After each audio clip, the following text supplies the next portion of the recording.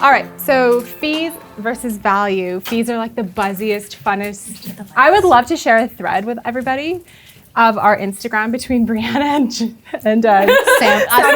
Yeah, we actually spared Janae on a lot of it. You could compare investments to butter, we learned recently. So that was exciting, and it was about $300,000 worth of butter. It's fine, it's all good. When you use the right numbers. Wow. Yeah. So I'm very passionate about this topic because I do think it's a bit misleading in the media right now, and I think it's causing people to either do nothing or to break up with an advisor who might be doing a really great job for them on many levels. So I think that this is important for people to take seriously. Oh, I did push it. Oh, yes. There we go. Okay, so are fees your greatest enemy? This is an example of some of the commercials that are out there, and I think I've watched this on TV as I was, yeah. I can't believe I haven't thrown something at the TV. No, I'm just every year, like many mutual funds, and you'd only end up with this, 400,000 less. Wow. So I don't think it started at the beginning. Yeah, I think it's a little. But if you don't, Yes, something happened there. You're right. It skipped. Sorry, guys. It's okay. Okay, I'll full We're screen not it IT too. people. It's okay. It's forgiven. We're finance. Okay, there we go. great question. They say the eighth wonder of the world is compound interest, aka compound returns, which makes your greatest enemy high fees. If you'd invested $100K for the last 30 years and earned 8%, you'd have over $1 million. But pay a 2% fee every year, like many mutual funds, and you'd only end up with this, 400,000 less. Wow. So, if you understand it, you'll earn it. But if you don't, you'll pay for it. Exactly. Yeah. Yeah. Yeah, no, I've seen these on TV. It's a fun commercial. So, I mean, I'm sure they're all out there. They'd love to do them on like the prime sporting events and pay big money for those commercials. They're still making money if you put your money there. Don't be fooled. There are still fees when you open your own account somewhere.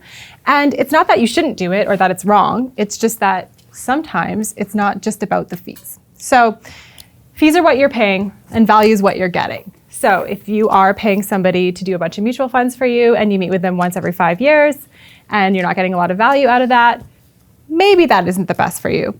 But if you are working with somebody, or if you're in that Quest situation, they didn't really talk about how maybe you're not going to get the same return. So what if you do better after fees? Now what's the difference? They're not going to write you a check for the difference. And does your wealth advisor know your whole picture? So if you are doing that mutual fund situation at the bank maybe, and they don't know anything else about you, you may not be well invested. You may not be invested appropriately. You may have something like 6 different balanced mutual funds that are all invested in the same thing. It's really not working for you the same way. So make sure that your strategy matches your values. So work with somebody that you can talk to, somebody that will understand what really actually matters to you. And that's not just about like green investing, that can be a part of it, but make sure that they really know the things that you want to do that are going to make you happy along your journey to the big goal.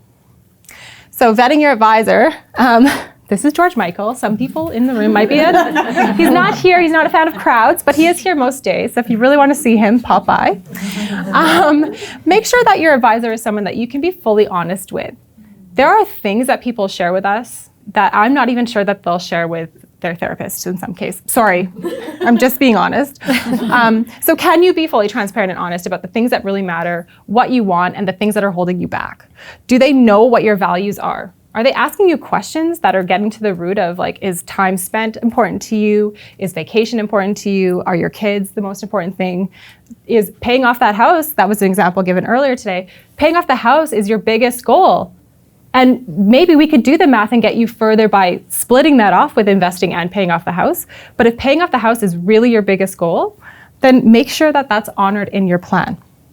And would you enjoy lunch with your advisor? So if that person at the bank isn't somebody that you'd want to have lunch with and hang out with or go for a walk down Stephen Avenue with, maybe just switch. It's your money. Long-term costs versus the benefits. Fee reduction can be short-sighted. This is supposed to be like really blurry eyewear. I thought it was pretty funny. I didn't come up with it. This is like not my work. I am not artistic, okay? But you can be saving on fees, but maybe if you're not getting returns or meeting targets and those investments aren't done in a tax-appropriate way for you, you might be further behind by the end of it. So the types of investments that were alluded to earlier were all acronyms, and sometimes they're confusing. This is a really buzzy one in the media right now. Just buy an ETF. It's fine. An exchange-traded fund, right? Usually something that's mirroring an indice. What are you picking, right? Are you picking something that the latest one yesterday was just buy the S&P 500, pay 0.2%. Just buy it and leave it for 20 years and you'll be fine. You'll be 64 and you'll be fine. I don't know. Just saying. What 20-year period on that crazy sand picture are you picking?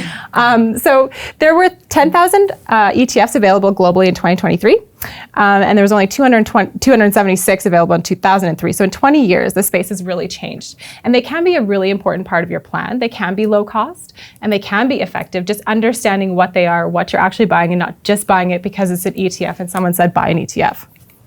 Understand it. So most of them are not human managed. That's another component that's really important to know. So they're AI managed. They're just supposed to do what their indice is doing. They're easy to set up online. So Questrade, Qtrade, your bank. I mean, most places have an app now for these things. They're professionally designed and they are monitored, but usually that is with a component of AI. And there's perceived diversification. If you just bought the NASDAQ, you're just tech exposed, right? So make sure that you understand what the diversification actually means in that position for you. But you do have 24/7 access on your phone, which we all love. And we shouldn't be doing it, but we do love it. It's that dopamine hit. That's back to Brianna's stuff. So there's usually a layer of fees in ETFs. So if you go and open your own account, you're paying for the platform and you're paying for the ETF that you're choosing. There's usually two parts to that fee. If you want an advisor to help you with that, they will typically add 0.5 to 1% on that fee, and that should justify what they're doing for you. So are they helping you create a full financial plan? Are they helping you improve your tax efficiency? What are the things that actually are getting you further along here? And they usually have a minimum of $100. So we use a company called CI Direct here. You can set it up. You can literally go on our website, set up an account. And it's funny, not very many people actually do it. They're scared to push the button. It does happen. I mean, segregated funds. So this is another opportunity. So in all of those houses that Sam was talking about, you can hold ETFs, you can hold a segregated fund, you can hold a mutual fund.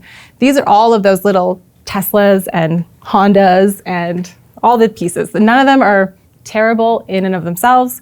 It's just important that they fit with what your goals are. This is like an armored car. This is a tank. This is our armored car. And I am biased. I love these. I have spent 18 years intimately working with segregated funds and helping wealth transfer with these tools and seeing them be very powerful with their guarantees and with people's peace of mind. I don't think they're appropriate for everyone or every stage. They are more expensive. It's just a fact. But they became available in Canada in the 60s.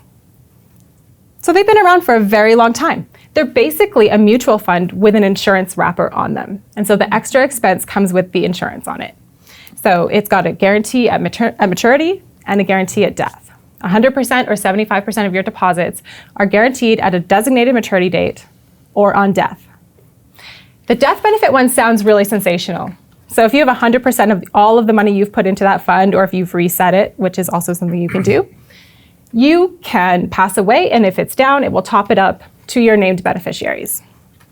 I have had this pay out twice in 18 years because it is rare for your investments to actually be down that far.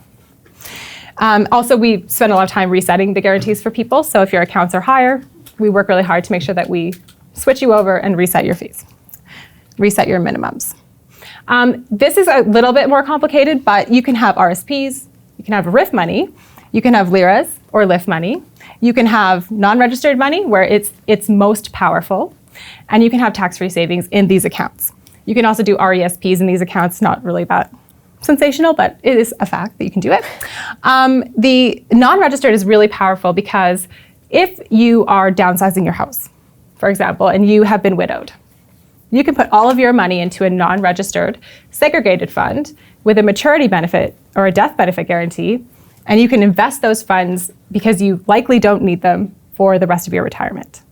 When you pass away, all of those funds are dispersed to your named beneficiaries within 7 to 10 business days of the claim form is being signed.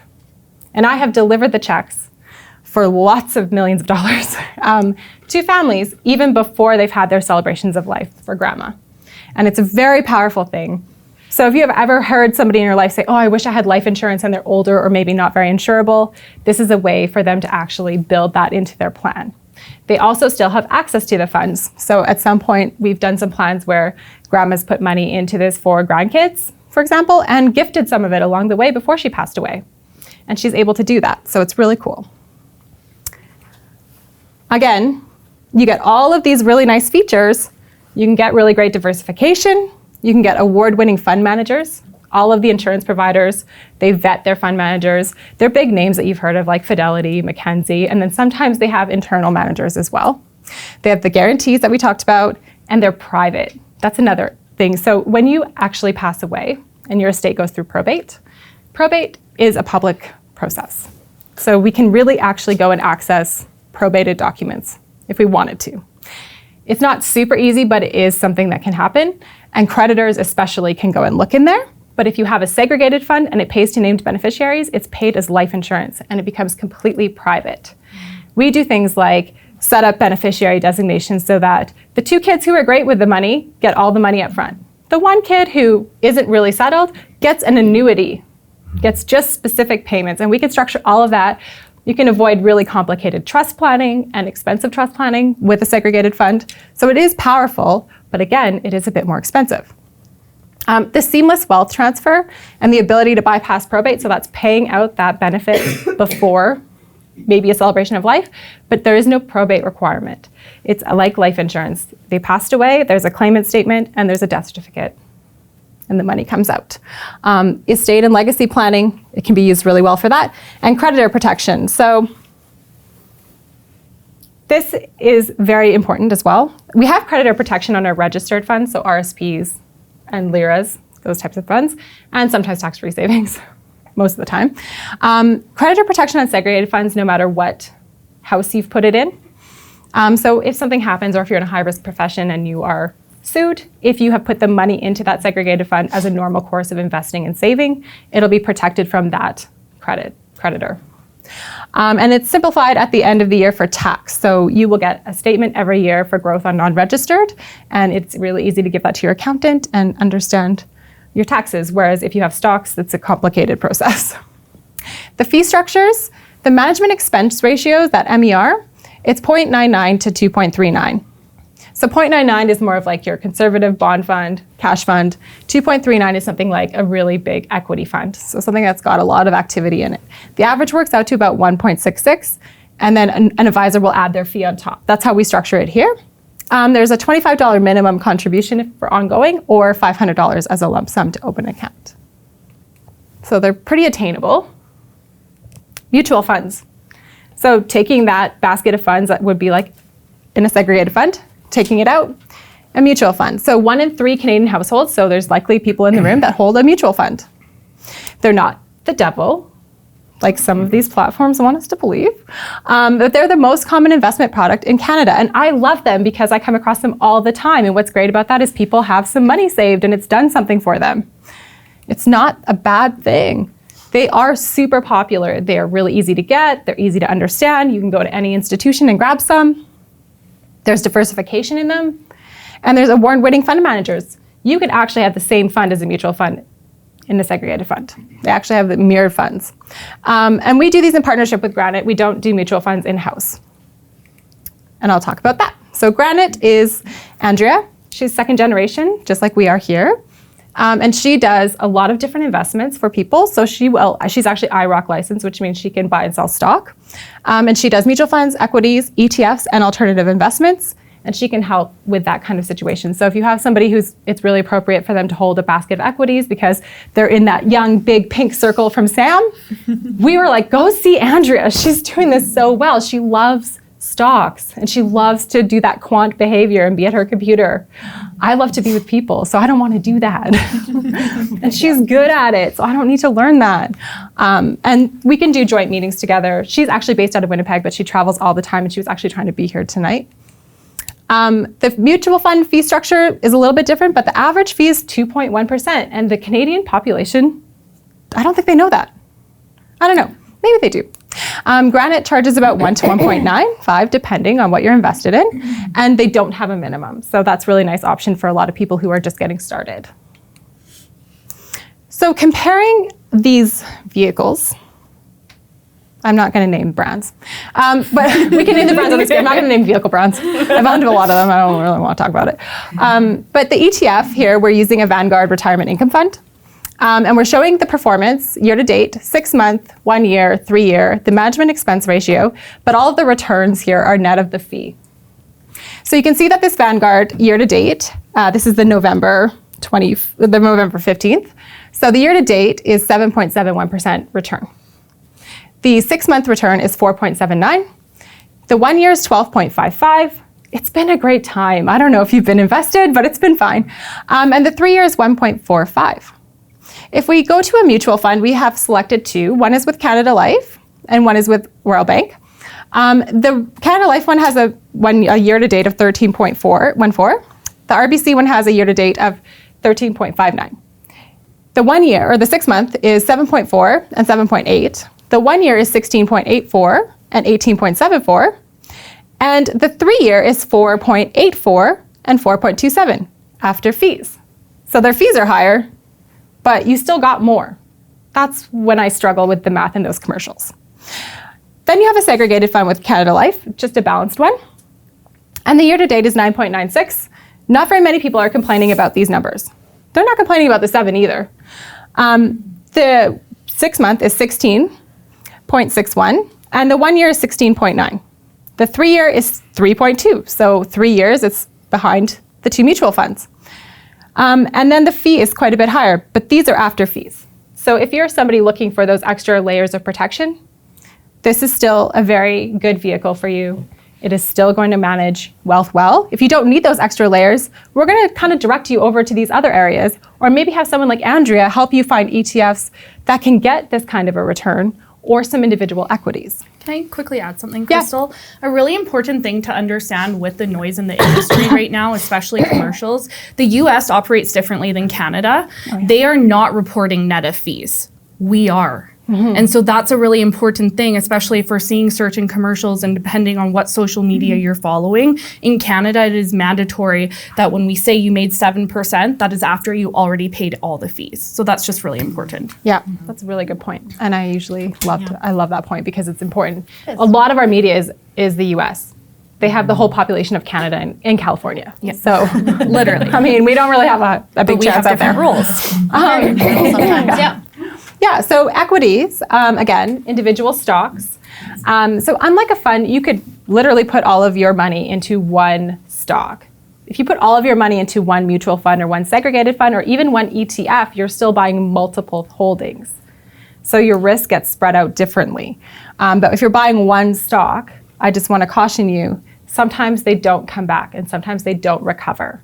And one of the biggest things that I see is when people have employer stock options, they become so overexposed because they believe in the company they're working for, but they hold 70, 80, and even more % of all of their liquid assets in their own stock of their own company. And I had a phone call a couple of years ago. I was in the Yukon. My sister lives up there. I had to drive to a parking lot for the phone call for self-service. It's getting better. So I took the call, and I've known this one for a very long time.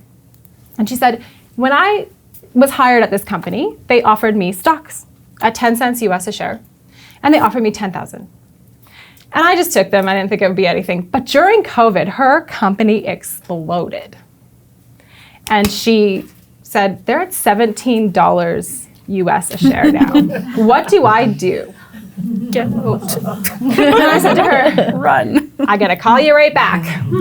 So I called my 3 besties in the industry who do stocks. And I said, what do you think of this? And they all said, that stock is not worth more than $10 US a share, one's at 11. So she should get out completely. And they didn't hesitate. I said, okay. So I called her back. I said, listen, the opinion from these 3 people who I trust implicitly is that that stock is running and that you're at risk of it going back to 10 or lower. So here's your choice. You can sell a quarter of it and you get this much money. Here's your tax bill. You can sell half of it. You will get this much money. Here's your tax bill. You can sell all of it. You will get this much money. Here's your tax bill. I estimate that you have this much money worth of RSP room left. I was $1,000 off. Woohoo. And she sold it all that night. And then it kept going. And it went to like $30 or more. And I called her and I said, I'm really sorry. And she said, I'm not. I slept great. And then her friends held on all the way to the bottom. And I think it's penny stock now. You can't time the market. Just saying. So, equities. That's what you have. You can buy individually selected ones. It requires significant knowledge to DIY. Your friend's stock tip is not great. NVIDIA is amazing, but one thing goes wrong with their product and what's going to happen, and you will not be able to get out in time. Risk can be higher because you're not as diversified. So what Andrea does is she has like baskets of stocks in different risk profiles, and she manages them accordingly, like discretionary. So it's a really nice option if you want to go that route. The fee structure is varied. Granite, again, 1 to 1.5. And her minimum for stocks is $250,000 because in her opinion, you just need to work on saving and getting to this level before you're going to see the value from that. So she will use a mutual fund or ETFs for you. What about GICs? Last year, 5% GICs, the bane of our existence. I'm sorry I said it out loud. People were like running for them. We haven't seen a 5%. I don't know if I've ever seen a 5% GIC in my lifetime. Maybe I was very little. It sounded great. And when GICs are that high, inflation is crazy high. And we know what the inflation numbers were coming out as, but what did we actually feel? Our grocery bills doubled. That's more than inflation, I'm sorry. Other things have gone up more than inflation, and it's just becoming really hard to keep pace. So if you got out of what you were in and you went into a GIC and you compared it back to what you were in before, typically there was a huge gap and you would have lost out on a lot of income. We tried to help people manage this conversation really well and ultimately respect your comfort level, but they can be an important part of that fixed income piece of your plan if you want them to be.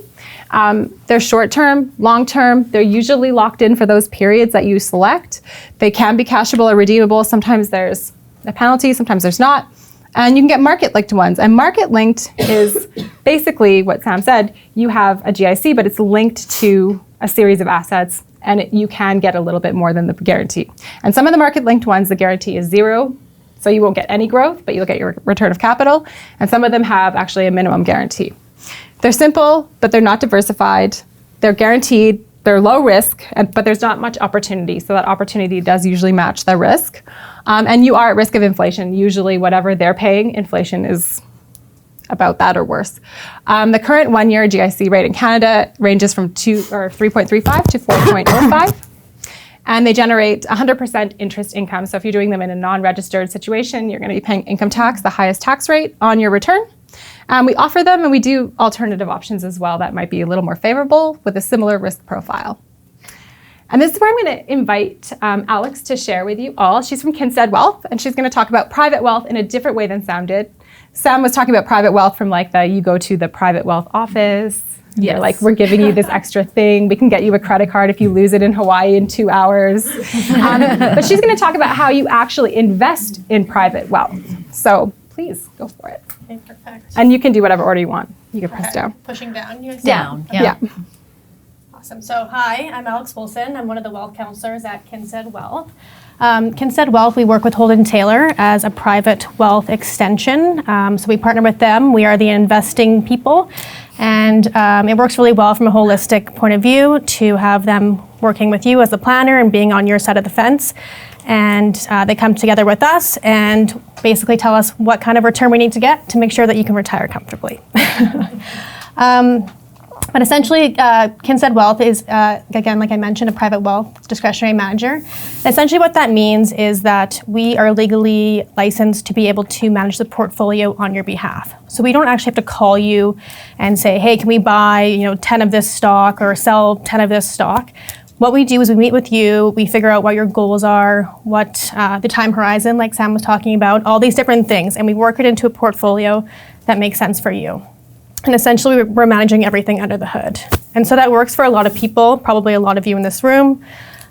People who are busy. You can be a busy business owner, you can be a busy retiree, you can be a busy professional that's building your career, but essentially you don't want to be involved in the day-to-day transactions that take place. They press the button for you sometimes. Yes, that's true. I was actually thinking about that when you said that. Something a little different about Kinsted that's not with all private wealth managers is that we have a bit of a unique platform. So aside from just stocks and bonds, we invest in what's called alternative asset classes. So things like private equity, private debt, private infrastructure, some different things you probably didn't know you could invest in, like music royalties, but I'll get into kind of what a overall portfolio looks like on a different slide here.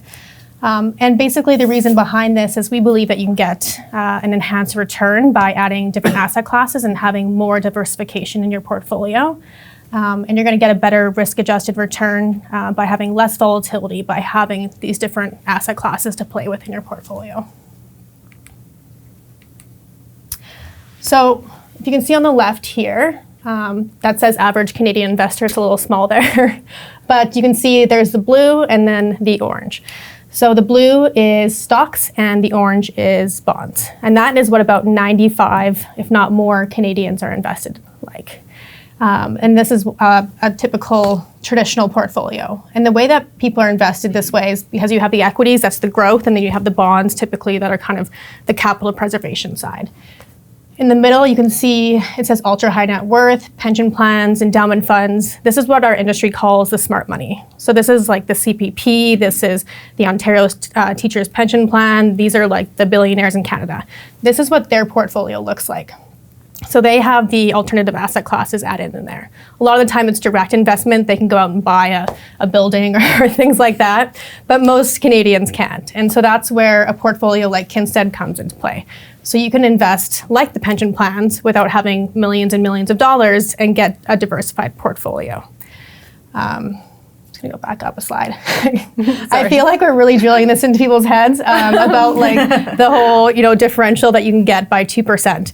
But it really is true that if you get an extra 2%, this is starting with $1 million over 20 years, you can have an extra 1.2 million in your pocket. The difference here, what we're trying to say is that the 2% that they're talking about is you're having a loss. You're not getting any investment advice. You're not getting any service. When you have private wealth, you have a premium service. And so this 2%, what we're saying you can get over the average person is from the actual investment return. So it's a gain rather than a loss. So that's the difference there. Positive math. Positive, exactly. So fee structure, it can vary among different private wealth firms, but typically it is under 2%. And for Kinsted specifically, we do it on waterfall structure. So the more assets you have, the lower your blended fee becomes. But this is all inclusive. So you get the whole holistic approach. So Holden Taylor's fee is included in this fee. So in my mind, it's a really good deal. And for Kinsted specifically, the minimums are $500,000 to invest with us. And just approach Crystal or Brianna or Sam if you were interested in learning more. We have some brochures up at the front, so please feel free to take some of them. I left a couple of cards. Or you can chat with me afterwards if you have any questions. We also have Brent here from Kinsted, so he can answer any questions. He's like, no. He's like, you got this. Yeah. He's hiding in the front. So that is my spiel. Thank you. Back to you. It's awesome. I think, I don't know if anybody was triggered by CPP in that conversation. I want to be very clear that CPP is one of the best fund managers in the world. And yes, there was a period of time when they weren't doing so great. And we were all worried, but I still hear it very often, like, I don't want CPP in my plan. I don't want to use it. Like, let's actually go and look at CPP, and we pull up the report and we go through it together. It's a really fun meeting if you want to do that. It's where everyone wants to work nowadays. Yeah. It's like the best manager in the world. They're amazing, yeah. And the Yale Endowment. Anyways, we can go on and on. How are you invested? The results from the poll, do we have those? So I believe on the computer we just have to click on it. Oh, Okay. sorry. I can do that. Tech. I can't do it. If I touch the computer, I touched the computer during a meeting the other day with Brianna, and I broke the entire plan. I was like, sorry. This is true. I did. I really did. Fortunately, it was on other computers, so while she was talking to them, I There was a fixed it time when all. I was good at computers, but in the office, but now I'm just Yeah. Okay. Mutual funds. Great. Yeah, it goes right in line with the data. And then individual stocks and equities, that's actually higher than I thought, and that's awesome. Yeah. Bonds or GICs, very common again. ETFs, like a quarter of the room almost, and private wealth funds or pools, which is great. So I think we have like a good mix in here, and some civic funds. Aw. I might know who you are. And the none yet. I mean, I hope that with the none yet piece, I like really hope that if it's because you were afraid or if it's because you just haven't started yet, that today just helps you make that decision to actually like put your toe in that water, figure out an amount, take it easy. Don't pick like something bright and shiny. It doesn't have to like knock it out of the park. Just get used to doing it and get comfortable with the behavior of it.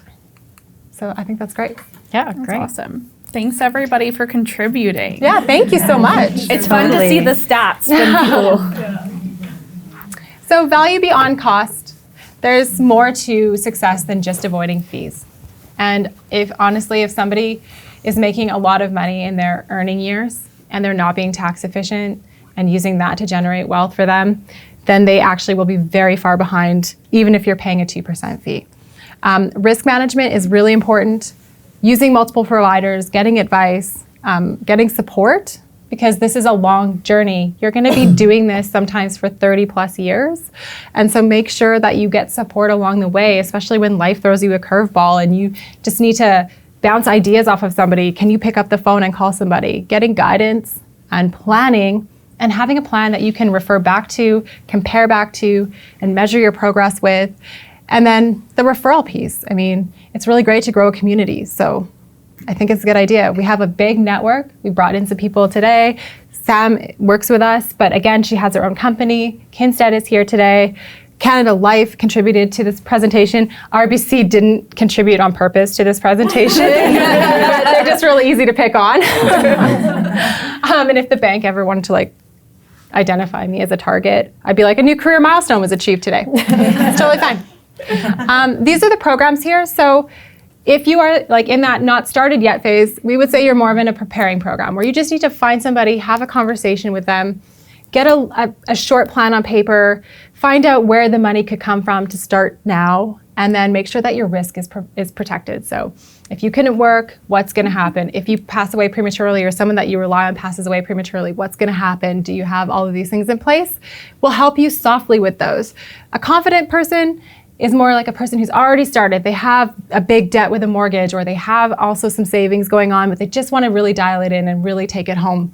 And an abundant person has other choices to be making. So they have choices like, I have more money than I want to spend, and how do I want to get it to my grandkids or beyond? How do I want to leave an impact and not just a mess behind? And then fee for service. So you can actually just buy a plan, right? Yeah, we did one the other day. Exactly. It happens a lot. Yeah. They're happy with their investment person, but they want to tie it all in and make it all work together. So an average plan takes about 10 hours for an advisor. So I do think they're worth their fee. So if you have an advisor and you're investing with them and you're paying a fee and they're doing this for you, really consider what they're actually making for the time they're spending on this. And 90% of the people around the world don't have access to financial advice. And you do. You're in this room. So make sure you're taking advantage of it. Make sure you're your first priority. And Mel Robbins says it harsher than I would have, but your life, your ambitions, your health, your happiness are all important. Start acting like it. I would never have like the nerve to actually say that out loud at a meeting, but I do believe it. When I see these quotes, I'm like, yes, do it. Pay yourself first. Totally. You're your most important paycheck. So book a meeting if you need one.